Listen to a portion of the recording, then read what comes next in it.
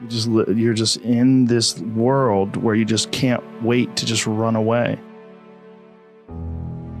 But I think one of the reasons why these people have this deep-seated anger and resentment is there's a bunch of people out there that have these lives that are deeply unsatisfying. Because I think there are so many people that are working all day long doing something that is deeply unsatisfying and almost painful to them. Yeah, soul killing. Soul killing. They're stuck in traffic all day, and then they're stuck in a cubicle after that.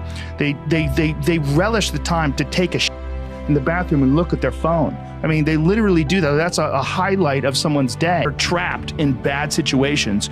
One of the problems is you feel like this is your future and you can't get out of that. There's no hope. There's no light at the end of the tunnel. There's no rainbow.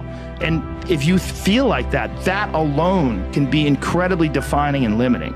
Hey everybody, it's the Doctor of Comedy. I decided to make a video titled 5 Reasons Why People Hate Working Retail Pharmacy, because a friend of mine, he called me the other day. He said, hey Reese, I just joined this gym and I was talking to the gym owner. He used to be a pharmacist. He said he quit working retail pharmacy because it was so bad. He opened up his own gym. He's like, is retail pharmacy really that bad? Why do people hate retail pharmacy? And it made me think about all the emails that I get from people asking me, you know, how bad retail pharmacy is. Some of them are technicians and they're thinking about some of them want to become pharmacy technicians. I'm sorry about that. And they think about going in the pharmacy, or some people are thinking about applying to pharmacy school, or some people are in their first or second year of pharmacy school and just wondering if they should continue. So I figured I might as well just make a video and give my 5 reasons why I think people hate working retail pharmacy. Well, number one, obviously, is the understaffing. These retail companies, a lot of them are losing a lot of money due to the PBMs and their lack of proper reimbursement. So what's the number one thing that they control? Is labor. And they keep cutting labor to try to make up for the fact that they're losing on reimbursements and they have to pay the people at the top millions of dollars. So unfortunately, the trickle down effect is that there's less hours in the pharmacy. And that's one of the main reasons why people hate working retail, because you have to work twice as hard. You know, every day is a grind because you're so understaffed and you're trying to do multiple things at work. Your brain gets fried. I know, like, at least 3 to 4 hours into my shifts, my brain used to just be zapped already. I couldn't even think.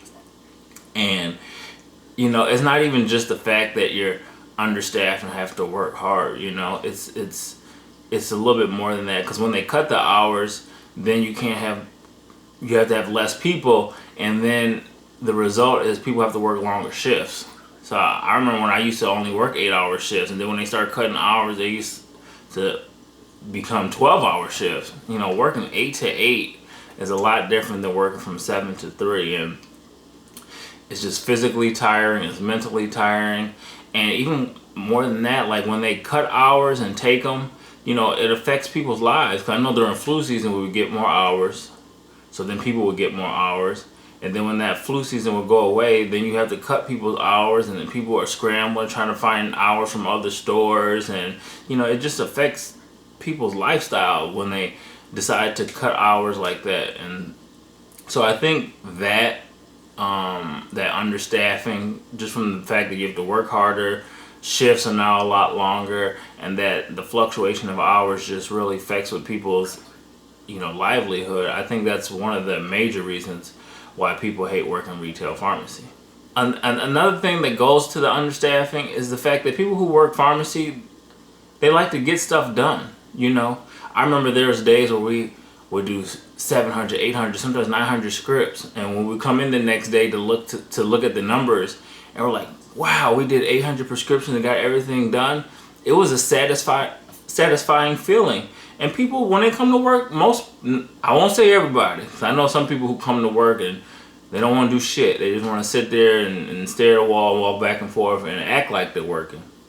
But most people in retail pharmacy want to get stuff done, and people get mad when they can't get stuff done. I know that was a big thing for me. I used to hate when we couldn't get everything done. later in my career, I just had to just take the mindset it is what it is, and try to, if I could just get 3 things done, 3 or 4 things, and just not worry about the 85 things on those checklists, I was okay. But that's just another thing with the understaffing. You just, you never get that satisfaction of, hey, I got everything done at work. Number 2, I would probably say rude customers. The customers they can be rude. They yell at you, they scream at you, they belittle you. They talk down to you in a way that sometimes you don't even feel human. And people have pride, and when people yell at you and talk down to you like that, it takes away your pride. And I think that a lot of it, some of the customers they're just rude individuals. There's no way around that. But I think a major reason why a lot of customers are rude is because retail pharmacy has given them this false sense of what pharmacy really is. Because every time I look at one of those commercials where it's like one pharmacist and one customer and there's nobody else in line, and they're all smiling, sometimes I laugh, sometimes I just throw up because it's sick to my stomach that this is what they portray. So if I'm a customer, I'm like, wow, I could bring my prescriptions to the pharmacy. The pharmacist is going to be able to sit down and talk to me and go over my medications. It's not going to be a long line. I could just come through drive-through. It's going to be so convenient. It's going to be no line. I could pick up stuff through the drive-through, and it's just not like that. And that's why a lot of the customers, I feel, are rude, because they've been given this false sense of reality of what retail pharmacy is supposed to be like, and it's not like that because the pharmacies are understaffed. So then they just take it out, on the pharmacy staff. So I think that if the commercials were different and they say, hey, you can bring us your prescription, you may have to wait 45 minutes because we're understaffed and busy, at least people wouldn't have that expectation that they could just come to the pharmacy and their prescriptions would be ready right away. So like I said, number 2 is probably the customers are rude. Some of it is just that, like I said, retail pharmacy has trained customers. The customer's always right. They can get what they want. And when you look at the commercials, it's this perfect world on TV, but in reality, it's nothing like the commercial. So probably number 3, I would say it's just a toxic work environment. From the understaffing and the rude customers, everybody's in a bad mood. So when you come to work and everybody's in a bad mood, it makes you not want to be there. And a lot of the times in retail pharmacy, when people are in a bad mood or people come off as angry, I don't really think that's who they truly are. I think the working conditions bring out the worst in people.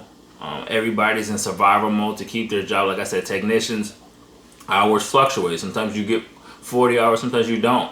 So that kind of forces people to be a little bit more cutthroat, people to try to, I don't know what's the right word, try to make themselves look better a little bit so they can make sure that they get their hours. And I know from, the pharmacy standpoint, district managers, district leaders, they want to keep their job and trying everything they do to meet metrics, even though they're unrealistic with the hours that we're given. And so I just think it's just a real toxic environment, from district managers, district leaders, all the way down, just because of the working condition. Everybody's in survival mode to keep their job, and everybody's stressed out. And who wants to come to work when as soon as you get there, everybody's already grumpy, or when you walk in, it's just like, oh, we're just overwhelmed and all this work to do, and you just know that you're not going to get it done.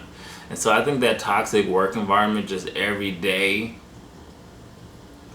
toxicity, it's not like it's just, on Mondays and Tuesdays it's toxic. It's usually like Monday, Tuesday, Wednesday. You may have like Thursday and Sunday that are decent days, but for the most part, it's just a lot of times it's toxic environment. But a lot of times it just kind of just depends on the staff. I have worked at stores where no matter how bad everything's been,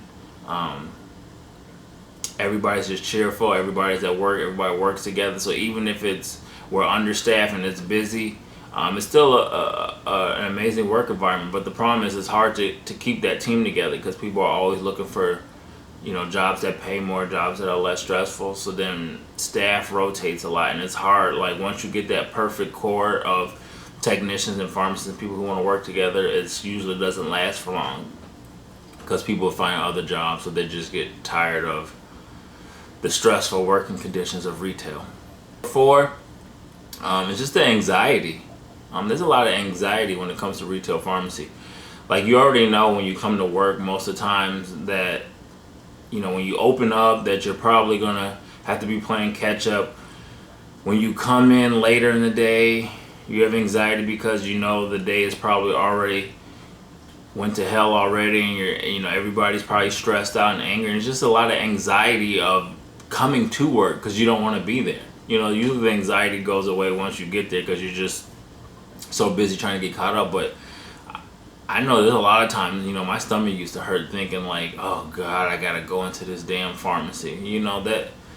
That anxiety just wears on you day after day. Even on your days off, you just have anxiety and depression just thinking about going into work. And for me, one of the biggest things, as a pharmacist, the biggest thing for me was the anxiety of, man, I hope I didn't make a mistake. Like almost every day I had that feeling at the end of the night, like, God, I hope I really didn't make a mistake. There's things that I know I was checking on, and then phones start ringing, store managers, coming to the pharmacy asking me questions about corporate calls and say, hey, we need to follow up on this, and customers are complaining, then you got shots and drive-through. And there's so much going on that things that you're working on, sometimes you forget to go back and double check, and you're always trying to play catch up because you're understaffed and things happen. And for me, I was just like, man, I don't even know if this is worth risking my license every day working in these terrible conditions. And for me, that anxiety of, oh my gosh, did I make a mistake? Oh my gosh, did I kill somebody? Especially when I became pharmacy manager, because I'm a people person, so people started liking me because I'm at the pharmacy counter, I'm talking, I'm telling jokes, people are smiling. So people would bring, their spouses' prescriptions, their kids, their parents. And, once you become friends with people, it's a lot of pressure on you to make sure you always get their prescriptions right. Like, if I have a friend, a customer who, they become friends, you're talking, and you accidentally make a mistake and give their kids the wrong medicine, like, that just weighs on you. I don't want to tell somebody who put their trust into me, oh, I'm sorry, I made the mistake, I accidentally gave your daughter a blood pressure pill when she wasn't supposed to get that. Like, I don't know about you, but that's the type of anxiety that I used to have from not wanting that situation, that confrontation, having to look somebody in the eye and say I'm sorry that I made a mistake, and something that hurt one of your loved ones. I just, I get chills thinking about that. That's not a good feeling. I've had to do that before. Luckily, nothing where somebody's died or anything too major, but just kind of that look of disappointment that they give you. Like, man, I put my trust in you and you let me down, and you accidentally gave one of my loved ones the wrong medicine. And so to me, that's probably the biggest thing for me personally, is that anxiety of making a mistake. Not because I didn't have the knowledge, but just because of the being pulled in so many different directions. I'll probably say number 5 is the fact that there's no hope. And it'd be one thing if people knew, like, hey, in 2023 retail pharmacy is going to be different. There's going to be properly staffed, there's going to be pharmacist overlap, there's going to be a ton of technician help. Man, that would give people hope. Like, okay, I just got to get through the next 2 years and things will get better. But things are just progressively getting worse. Like, if you Google understaffing, I went all the way back to 2014, there's been news articles about understaffing, and it's just progressively gotten worse and worse and worse. And it's just like, when you work in an environment every day where there's no hope of when it's going to get better, I think that's probably like the biggest thing that really affect why people hate working retail. I know for me personally, like, when I started to open up another business, or I started to do comedy and things start to happen in my business or comedy, and I started to get hope, like, man, maybe I could do X, Y, and Z. Like, working retail wasn't that bad. you know, because I had hope. I was like, oh, maybe I might be able to do something else, and it actually made work better. But some people, you know, all they have is pharmacy. They haven't thought outside of pharmacy, and they don't know what they would do if they don't work in retail pharmacy. So that I think that lack of hope that things will get better, that there will be change, is another major reason why people hate working retail pharmacy. Well, everybody, those are my 5 reasons why I think people hate retail pharmacy. What's your 5 reasons? Is there something I left out? Is something that you think I should have talked about? Put that in the comment section below. As always, thanks for listening. Thanks for watching. Subscribe and please share.